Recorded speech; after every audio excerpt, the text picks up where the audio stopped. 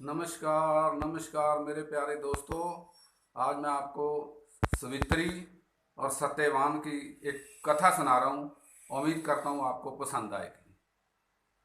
दोस्तों, राजा अश्वपति गायत्री माँ की उपासना करते थे। उन्हीं की उपासना से उनके वहाँ कन्या का जन्म हुआ। कन्या का नाम सवित्री रखा गया और चंद्रमा की चंद्र का जैसा श्वेत वर्ण है उसका, जैसा महाराज उसका वर्ण है ना, ऐसी ही उसमें पावनता है, शोभरता है, सौम्यता है, शीतलता है। सवित्री जब विवाह के योग्य हुई तो बड़े बड़े राजकुमार विवाह की लालसा लेकर आवे, लेकिन सवित्री की तेजस्विता के आगे कोई टिक ही ना पावे। राजा बड़े चिंतित हुए। राजा ने कहा, बेटी मैं क्या करूं? तू ऐसा कर, समग्र तीर्थों की यात्रा कर, शायद कोई युवक तुम्हारे योग्य मिल जावे। राजा ने एक रथ तैयार किया, एक छोटी सी सेना तैयार की और साथ में एक ब्राह्मण देवता को भेज दिया समग्र तीर्थों की यात्रा पर। सवित्री जब समग्र तीर्थों की यात्रा करके लौट रही थी तो क्या देखा कि रास्ते में राजा दीमक सेन, उनकी पत्नी और उनके पुत्र सत्यवान जंगल में निस्वार्थ जीवन जी रहे थे, क्योंकि उनका राज्य छिन चुका हुआ था। और जैसे ही सवित्री ने सत्यवान को देखा, उसका वर्ण कर लिया, मन ही मन उसको अपना पति मान लिया और वापस लौट आई।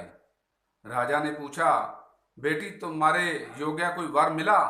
बिना संकोच किए बताया कि मैंने राजा दीमक सान के पुत्र सत्यवान का वर्ण कर लिया है, मन ही मन अपना उसको पति मान लिया है। राजा खुश हो गए। ठीक है, लेकिन बात खत्म होते ही नारद जी महाराज आ गए। नारद जी ने कहा, राजन तुम्हारी बेटी तो नादान है। सत्यवान तो खाली 1 साल तक जीवित है, केवल 365 दिन। दोस्तों, राजा फिर चिंतित हो गए। कहने लगे, बेटी कुछ और सोच। और बेटी ने क्या कहा, भारत की नारी एक ही बार अपना पति चुनती है पिताजी। अब जो कुछ भी होगा ये मेरा पति सत्यवान ही है। ऐसा नहीं कि डायरेक्टर नहीं तो कंडक्टर सही, ऐसा कुछ नहीं है। अब मैं शादी करूंगी तो इसी से करूंगी, जो भी होगा देखा जाएगा। अब राजा चुप हो गए, क्योंकि बेटी की मर्जी है तो चुप होना ही पड़ना था उनको। अब कुछ दिनों के बाद उन्हें राजा ने शादी कर दी। अब सवित्री तो उस दिन से एक एक दिन गिनने लगी, साल का एक एक दिन गिनने लगी, क्योंकि 1 साल तक वो जीवित था, नारद जी कह के गए थे। अब जब साल के आखिरी 3 दिन रह गए तो सवित्री ने क्या किया कि निर्जल व्रत रख लिया और साथ में ये कसम खा ली कि मैं 3 दिन तक जमीन पर बैठूंगी नहीं, सोने की तो बात ही छोड़ो। और घर का सारा काम भी कर रही है, झाड़ू लगाना, पोछा लगाना, बर्तन धोने, खाना बनाना, सबको खाना खिलाना। हमारे घरों में एक टाइम खाना ना बने तो हम शोर मचा देते हैं, क्या हुआ खाना नहीं बना। वो भूखी प्यासी सारा काम कर रही है और सबको खाना खिला भी रही है। मन ही मन सोच रही है कि अब क्या होगा। अब जब साल का आखिरी एक दिन आया तो उस दिन उसने अपने सास ससुर से अनुमति मांगी कि आज सत्यवान के साथ मैं भी जंगल में जाऊंगी। सत्यवान जंगल से जाकर लकड़ियां काट के और बाजार में बेचकर उसी से गुजारा करते थे।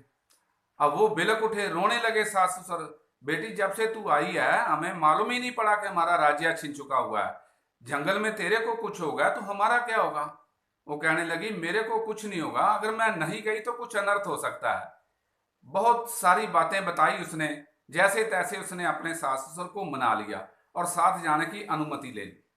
अब सत्यवान के साथ वो जंगल में लकड़ियां काटने सुबह निकल गई और मन ही मन सोच रही, उस दिन साल का आखिरी दिन था, कि आज दोपहर में क्या होगा। सत्यवान ऊपर पेड़ के चढ़ के लकड़ियां काट के नीचे फेंक रहा है, वो नीचे इकट्ठी कर रही लकड़ियां और मन ही मन सोच रही है कि दोपहर में आज क्या होगा। और ऊपर वो जो लकड़ियां काट के फेंक रहा है, मन ही मन से उसके चेहरे को निहार रही है, ऊपर देख रही है कि भाई सत्यवान का क्या होगा आज। मन में ये ख्याल आ रहे हैं उसके। और जैसे दोपहर का टाइम हुआ 12-1 बजे का, सत्यवान को चक्कर आया, कुहाड़ी हाथ से छूट गई और सत्यवान भी नीचे गिर गया। उस दिन 3 दिन के बाद पहली बार वो जमीन पर बैठी और सत्यवान का गोदी में सिर रख लिया और देखते ही देखते चेहरा काला पड़ गया, चेहरे के ऊपर कालमा आ गई। ऐसा लग रहा था कि अब चेतना गई, अब चेतना गई। और देखते ही देखते यमराज रूपी छाया आई और सत्यवान के प्राणों को लेकर चल पड़ी। सवित्री ने उसका सिर जमीन पर रखा, वो भी यमराज के पीछे चल पड़ी। सवित्री भी उसी यमराज छाया के पीछे चल पड़ी। काफी दूर जाने के बाद यमराज को ऐसा लगा उसको कि शायद मेरा कोई पीछा कर रहा है।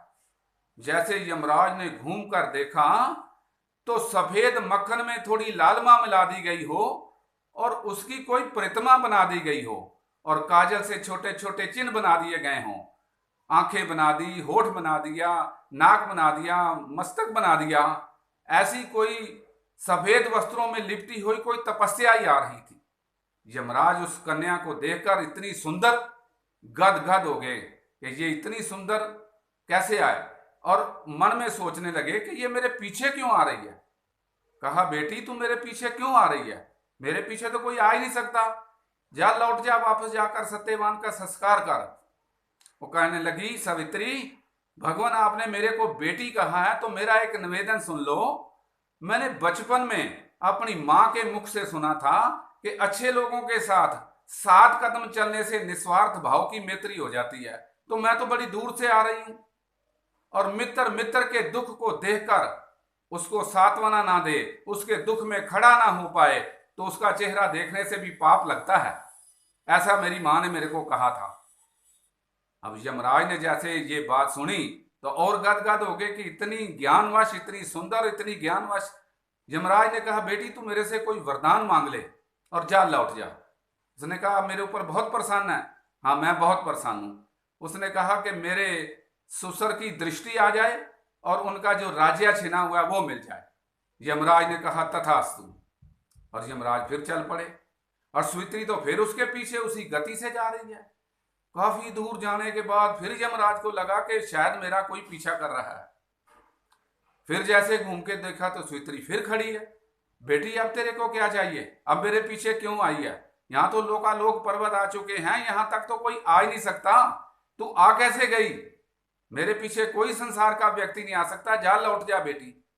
उसने कहा, भगवान, मैं तो ये पूछने आई हूं कि संसार में लोग आते हैं, विभिन्न प्रकार के अच्छे बुरे कर्म करते हैं, फिर लौट जाते हैं, फिर माँ की रुद्रगिरी में आते हैं, फिर अच्छे बुरे कर्म करते हैं, फिर लौट जाते हैं। तो मैं ये चाहती हूं कि मेरे को थोड़ी सी जगह आपके चरणों में मिल जाए तो आने जाने का चक्कर ही खत्म हो जाए। यमराज गदगद हो गए। यमराज कहने लगे, वाह, इतनी ज्ञानवश। तो दोस्तों, इतनी ज्ञान की बातें उसको सुनाई। यमराज कहने लगे, फिर बेटी मेरे से कोई वरदान मांग ले और तू जा, लौट जा। पर सवित्री कहाँ चुप रहने वाली थी। उसने कई तरह की बातें सुनाई ज्ञान की और कई उदाहरण दिए और फिर उसने बातों बातों में कह दिया कि मुझे इसी सत्यवान से 100 पुत्र हो जाएं। तो यमराज के मुंह से निकल गया, तथास्तु। और यमराज चल पड़े और सवित्री फिर उसके पीछे पीछे उसी गति से जा रही है। काफी दूर जाने के बाद फिर लगा यमराज को कि मेरा कोई पीछा कर रहा है। तो जैसे घूमकर देखा तो सवित्री फिर खड़ी है।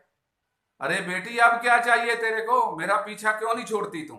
जा, लौट जा वापस। उसने कहा, भगवान, मैं आज कुछ मांगने नहीं आई, मैं ये पूछने आई हूं कि आपने मेरे को क्या वरदान दिया है। उसने कहा, क्या दिया? कहा, मैंने इसी सत्यवान से 100 पुत्र हो जाए मेरे को। तो आपने कहा, तथास्तु। यमराज एक बार तो होश उड़ गए, कहने लगे, ओहो बेटी, मैं तेरी बातों में पता नहीं कहाँ खो गया था। अगर मेरे मुंह से निकल गया है तथास्तु तो आज मृत्यु का देवता तेरे आगे हार गया। मृत्यु का देवता तेरे आगे हार गया और क्रूरता की मूर्ति आज कुरना बन गई। मैं तेरे को अपने हिस्से में से 400 वर्ष का कोटा देता हूं। मैं अपने हिस्से में से तुझे आपको 400 वर्ष का कोटा देता हूं। जाओ, जाकर संसार में सुख पाओ। और दोस्तों, तुम भारत की नारी की बात करते हो। भारत की नारी का जितना सम्मान करो उतना ही करो, क्योंकि इसके बिना संसार नहीं चलता। इसके बिना तो मृत्यु का देवता भी हार गया इसके आगे। तो इसकी जितनी इज्जत हो सके इतनी करो। दोस्तों, मैं उम्मीद करता हूं कि ये कथा छोटी सी आपको पसंद आएगी और उम्मीद करता हूं इसको पूरी सुनना, देखना। अच्छी लगे तो आगे शेयर कर देना। Thank you.